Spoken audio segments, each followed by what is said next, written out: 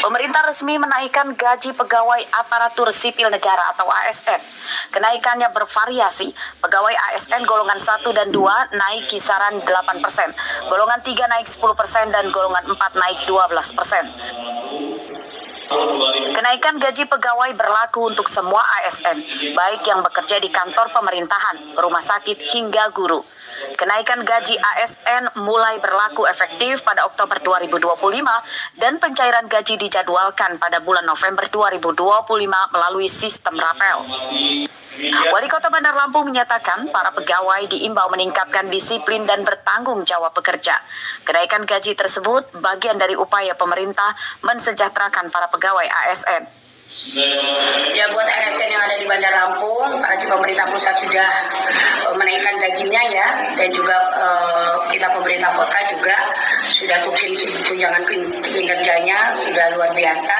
Namun Bunda berharap ASN yang ada di Bandar Lampung harus terus bekerja, memberikan hal yang terbaik untuk masyarakat dan juga informasi yang terbaik untuk masyarakat.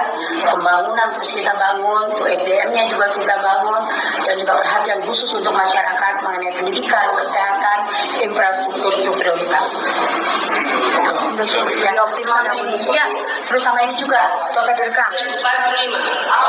ASN di Bandar Lampung sebanyak 8.540 orang, kemudian 5.500 pegawai P3K, dan ditambah guru-guru yang diangkat sekolah.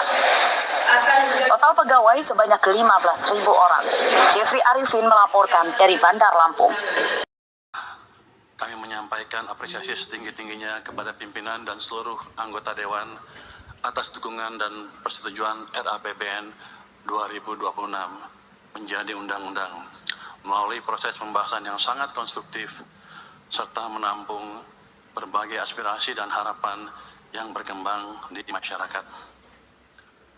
APBN 2026 adalah APBN pertama yang disusun langsung oleh pemerintahan Presiden Prabowo Subianto, mengimplementasikan visi dan misi Presiden untuk mewujudkan kedaulatan pangan, energi, dan ekonomi menuju Indonesia yang tangguh, mandiri, dan sejahtera. APBN 2026 didesain untuk mendorong aktivitas ekonomi berputar lebih cepat dan tumbuh lebih tinggi. Sektor real bergerak dan daya beli masyarakat meningkat sehingga dapat mengakselerasi tercapainya kesejahteraan yang berkeadilan. Bapak, Ibu pimpinan beserta anggota Dewan yang kami hormati, Presiden menargetkan pertumbuhan ekonomi 8% dalam jangka menengah untuk membawa Indonesia menjadi negara maju.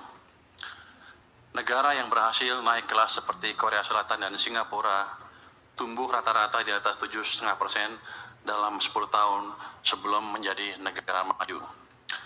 Tiongkok sebagai ekonomi terbesar setelah AS juga dapat menjadi benchmark.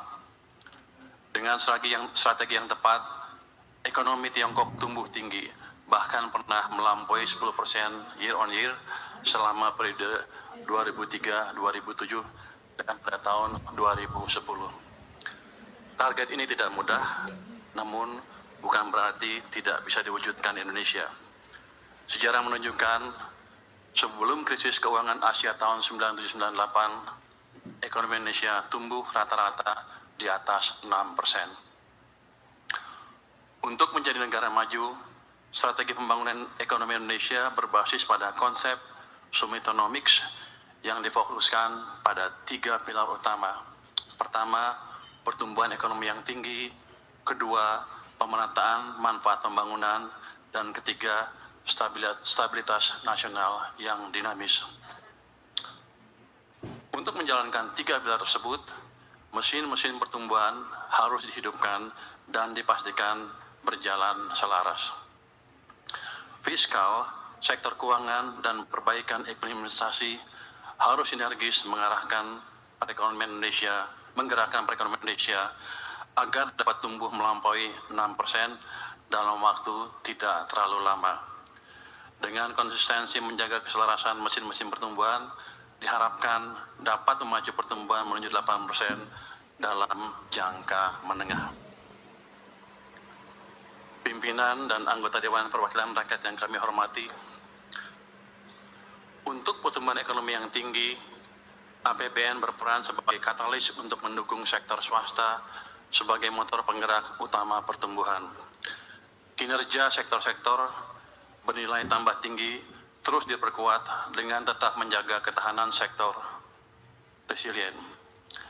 Sektor resilien seperti pertanian, industri manufaktur, padat karya, dan pariwisata dijaga tetap tumbuh tinggi sehingga berkontribusi optimal bagi penciptaan lapangan kerja dan pertumbuhan ekonomi. Dukungan APBN untuk hilirisasi sumber daya alam, salah satu contoh high value added sector, terus dilakukan dan diperluas. Pemerintah juga tetap menyediakan berbagai insentif fiskal seperti tax holiday, super deduction untuk riset dan pelatihan, serta pengembangan kawasan ekonomi khusus yang terintegrasi dengan rantai nilai industri nasional dengan perspektif nilai tambah tinggi bagi perekonomian. Peran Danantara diperkuat untuk mengakselerasi investasi pada sektor-sektor produktif bernilai tambah tinggi dan memperkuat posisi Indonesia dalam global value chain. Investasi Danantara sekaligus mengungkit peran investasi swasta untuk mendukung pembangunan.